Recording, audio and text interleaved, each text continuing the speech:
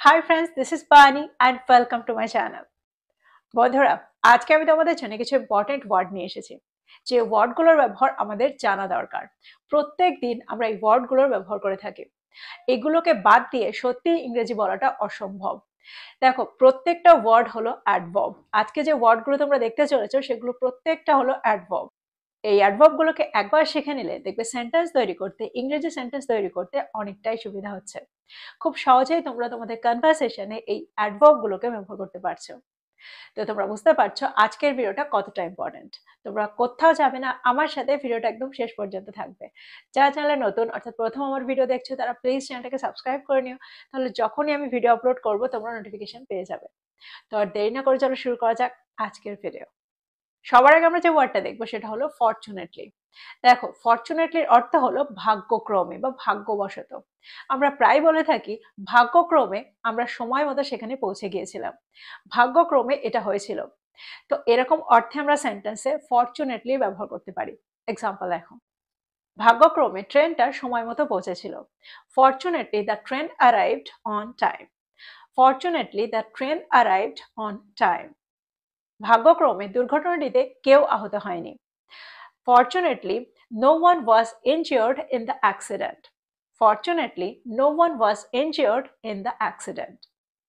যদি আমি বলি ভাগ্যক্রমে আমরা বৃষ্টি শুরু হওয়ার আগে বাড়ি পৌঁছেছিলাম, তাহলে সেন্টেন্সটা কি হবে? Fortunately, we reached home before the rain started. Fortunately, we reached home before the rain started. তো তোমরা বুঝতে পারছো সেন্টেন্সে আমরা ফরচুনেটলিকে কি করে ব্যবহার করছি, অর্থাৎ কোন অর্থে ব্যবহার করছি। দেখো, এটা হলো একটা অ্যাডভার্ব, অর্থাৎ সেন্টেন্সে অ্যাডভার্বের কাজ করে। ভাগ্যবশত এই কাজটা হয়েছিল। দেখো, যে ওয়ার্ডটা একটা কাজকে, একটা অ্যাকশনকে ডিসক্রাইব করে সেই ওয়ার্ডটা হলো অ্যাডভার্ব। একটা জিনিস তোমরা এখানে লক্ষ্য করো, দেখো ফরচুনেটলির জায়গায় আমরা লাকিলি এই ওয়ার্ডটারও ব্যবহার করতে পারি। অর্থাৎ যেখানে আমরা ফরচুনেটলির ব্যবহার করছি সেখানে আমরা লাকিলিরও ব্যবহার করতে পারি। যদি আমি বলি ভাগ্যক্রমে ট্রেনটা সময় মতো পৌঁছেছিল, দেখো এখানে আমরা ফরচুনেটলি ব্যবহার করেছি। আমরা এটাও বলতে পারি luckily the train arrived on time. Luckily the train arrived on time. তো এই সেন্টেন্সগুলোতে আমরা লাকিলিরও ব্যবহার করে থাকি। যদি আমি বলি ভাগ্যক্রমে দুর্ঘটনাটিতে কেউ আহত হয়নি, আর এখানে আমরা লাকিলির ব্যবহার করব, তাহলে সেন্টেন্সটা কি হবে? Luckily no one was injured in the accident. Luckily, no one was injured in the accident. তো তোমরা বুঝতে পারছো সেন্টেন্সে আমরা যেখানে ফরচুনেটলি ব্যবহার করছি সেখানে আমরা লাকিলিরও ব্যবহার করতে পারি। এবার আমরা দেখবো ঠিক উল্টোটা, অর্থাৎ দুর্ভাগ্যবশত। দেখো, এখানে যেরকম আমরা ফরচুনেটলির ব্যবহার করেছি, দুর্ভাগ্যবশত এটা বলার জন্য, অর্থাৎ এই ওয়ার্ডটার জন্য আমরা ব্যবহার করব আনফরচুনেটলি। এই ওয়ার্ডটার ব্যবহার আমরা প্রায় হতে শুনি। আমরা প্রায় শুনি দুর্ভাগ্যবশত এটা হয়ে গিয়েছিল, দুর্ভাগ্যবশত আমি এটা করে ফেলেছিলাম। তো এরকম অর্থে আমরা সেন্টেন্সে আনফরচুনেটলি ব্যবহার করতে পারি। এক্সাম্পল দেখো, দুর্ভাগ্যবশত বা দুর্ভাগ্যক্রমে আমি সেদিন আমার চাবি বাড়ি ভুলে রেখে গিয়েছিলাম। সেন্টেন্সটা কি হবে? Unfortunately I forgot my keys at home that day. Unfortunately I forgot my keys at home that day. দুর্ভাগ্যক্রমে আমরা যখন পৌঁছেছিলাম দোকানটা বন্ধ ছিল। Unfortunately the shop was closed when we arrived. Unfortunately, the shop was closed when we arrived. দুর্ভাগ্যবশত আমি যে বইটা চেয়েছিলাম সেটাই মজুদ ছিল না। Unfortunately, the book I wanted was out of stock. Unfortunately, the book I wanted was out of stock. তো তোমরা বুঝতে পারছো দুর্ভাগ্যবশত বা দুর্ভাগ্যক্রমে বোঝাতে আমরা আনফরচুনেটলি ব্যবহার সেন্টেন্সে করে থাকি। দেখো, প্রায় কিন্তু এই ওয়ার্ডগুলোর ব্যবহার আমাদের করতে হয়, আর ঠিক সেই কারণে আজকে আমি তোমাদের জন্য এই ওয়ার্ডগুলোকে নিয়ে এসেছি। প্রত্যেকটা ওয়ার্ডকে খুব মন দিয়ে দেখো। পরের ওয়ার্ডটা হলো আটারলি। আটারলি, দেখো আটারলির অর্থ হলো কমপ্লিটলি, সম্পূর্ণভাবে, একদম, একেবারে। এরকম অর্থে আমরা সেন্টেন্সে আটারলিকে ব্যবহার করে থাকি। এক্সাম্পল দেখো, তিনি তার আচরণে একেবারে হতাশ হয়ে গিয়েছিলেন, বা তিনি তার আচরণে সম্পূর্ণভাবে হতাশ হয়ে গিয়েছিলেন।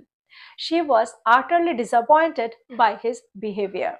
She was utterly disappointed by his behavior. ঘরটি সম্পূর্ণভাবে নিস্তব্ধ ছিল। The room was utterly silent. The room was utterly silent.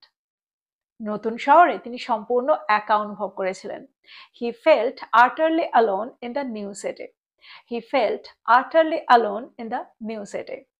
তো তোমরা বুঝতে পারলে সেন্টেন্সে আমরা আটারলিকে কখন ব্যবহার করছি। এবার চলো দেখি পরের ওয়ার্ডটা। পরের ওয়ার্ডটা হলো আর্নেস্টলি। আর্নেস্টলি, যার অর্থ হলো আন্তরিকভাবে। দেখো বাংলায় আমরা প্রায় বলে থাকি সেই কাজটা আন্তরিকভাবে করেছিল। তো আন্তরিকভাবে এই ওয়ার্ডটাকে যখন আমরা ইংরেজিতে ট্রান্সলেট করব তখন আমরা আর্নেস্টলি এই ওয়ার্ডটা, এই অ্যাডভার্বটা ব্যবহার করতে পারি। এক্সাম্পল দেখো, তিনি আন্তরিকভাবে তার ভুলের জন্য ক্ষমা চেয়েছিলেন। She earnestly apologized for her mistake. She earnestly apologized for her mistake. তারা সময়মতো প্রকল্পটি শেষ করার জন্য আন্তরিকভাবে কাজ করেছিলেন। They worked earnestly to complete the project on time. They worked earnestly to complete the project on time. এখানে তোমরা একটা জিনিস ভাবতে পারো যে কখন সেন্টেন্সে আমরা অ্যাডভার্বের ব্যবহার করব, অর্থাৎ মেন ভার্বের আগে নাকি মেন ভার্বের পরে। দেখো দুটো ক্ষেত্রেই আমরা সেন্টেন্সে অ্যাডভার্বের ব্যবহার করতে পারি। অ্যাডভার্বের ব্যবহার আমরা সেন্টেন্সের শুরুতেও রাখতে পারি, শেষেও রাখতে পারি, মেন ভার্বের আগেও রাখতে পারি, পরেও রাখতে পারি। এটা কিন্তু সেন্টেন্সের অর্থের উপর ডিপেন্ড করে। আর এগুলোকে ঠিক কিভাবে ব্যবহার করতে হবে আমরা অন্য ভিডিওতে আলোচনা করব। অন্য একটা ভিডিও তৈরি করব অ্যাডভার্বের জন্য, যদি তোমরা এটার উপরে ভিডিও চাও, অর্থাৎ এই বিষয়টাকে খুব ভালোভাবে জানতে চাইলে এটার উপরে আমি একটা আলাদাভাবে ভিডিও তৈরি করব। সেটার জন্য আমাকে কমেন্ট বক্সে কমেন্ট করে জানাও। পরের সেন্টেন্সটা দেখো, তিনি আন্তরিকভাবে সাহায্য চেয়েছিলেন। She earnestly asked for help. She earnestly asked for help. তো তোমরা বুঝতে পারছো সেন্টেন্সে আমরা আন্তরিকভাবে এই অর্থটার জন্য, এই শব্দটার জন্য এই ওয়ার্ডটা ব্যবহার করতে পারি, এই অ্যাডভার্বটা ব্যবহার করতে পারি। এবার আমরা দেখব পরের ওয়ার্ডটা। পরের ওয়ার্ডটা হলো elaborately. elaborately, যার অর্থ হলো বিস্তারিতভাবে। ফর এক্সাম্পল, তিনি ছাত্রদের প্রক্রিয়াটি বিস্তারিতভাবে ব্যাখ্যা করেছিলেন। She explained the process elaborately to the students. She explained the process elaborately to the students. আরেকটা এক্সাম্পল দেখো, তিনি সাক্ষাৎকারের সময় তার লক্ষ্যগুলো বিস্তারিতভাবে ব্যাখ্যা করেছিলেন। She explained her goals elaborately during the interview. She explained her goals elaborately during the interview. তো আমার মনে হয় তোমরা এটাও বুঝতে পারলে, এই ওয়ার্ডটাকেও বুঝতে পারলে সেন্টেন্সে কি করে ব্যবহার করতে হয়। পরের ওয়ার্ডটা হলো প্রভিডেন্সিয়ালি। প্রভিডেন্সিয়ালি, দেখো আমরা বাংলায় প্রায় বলে থাকি ঈশ্বরের কৃপায় এটা হয়ে গেছে বা আল্লাহর কৃপায় এটা হয়ে গেছে। তো এরকম অর্থে আমরা সেন্টেন্স এই ওয়ার্ডটার ব্যবহার করতে পারি, প্রভিডেন্সিয়ালির ব্যবহার করতে পারি। এক্সাম্পল দেখো, ঈশ্বরের কৃপায় সে পরীক্ষাটায় উত্তীর্ণ হয়েছিল বা আল্লাহর কৃপায় সে পরীক্ষাটায় উত্তীর্ণ হয়েছিল। She passed the exam providentially. She passed the exam providentially. ঈশ্বরের কৃপায় ভূমিকম্পের সময় ওই ভবনটিতে কেউ ছিল না। No one was in that building during the earthquake providentially. No one was in that building during the earthquake providentially. তো এক্সাম্পলগুলোর মধ্যে দিয়ে আমার মনে হয় তোমরা বুঝতে পারলে সেন্টেন্সে আমরা এই ওয়ার্ডটাকে কি করে ব্যবহার করছি। এবার আমরা দেখব পরেরটা। পরেরটা হলো সার্টেনলি। সার্টেনলি, দেখো সার্টেনলিকে আমরা সেন্টেন্সে তখন ব্যবহার করি যখন আমরা বোঝাতে চাই নিশ্চিতভাবে, অর্থাৎ এই ওয়ার্ডটার অর্থ হলো নিশ্চিতভাবে। এক্সাম্পল দেখো, তোমার বাড়ির কাজে আমি তোমাকে নিশ্চিতভাবে সাহায্য করব। I will certainly help you with your homework. I will certainly help you with your homework. তিনি নিশ্চিতভাবে পুরস্কারটি পাওয়ার যোগ্য। She certainly deserves the award. She certainly deserves the award. তারা নিশ্চিতভাবে সময় মতো পৌঁছাবে। They will certainly arrive on time. They will certainly arrive on time. তো তোমরা বুঝতে পারছো সেন্টেন্সে আমরা সার্টেনলিকে কিভাবে ব্যবহার করছি।